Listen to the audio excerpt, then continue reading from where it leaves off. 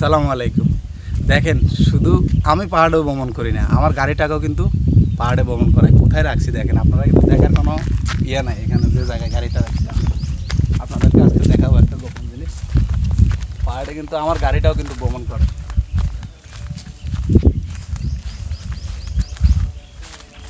এদিকে নিয়ে আসো।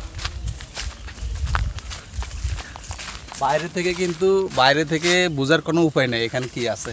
দেখা যাইতেছে এখনো গাড়ি, একটু পরে দেখবো।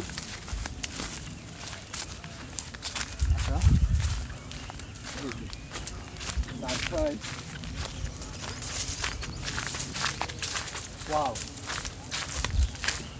দেখছো এখানে কি লুকাই রাখছি? বাইরে থেকে কিন্তু বোঝা যায় এখানে কি আছে, তাই না?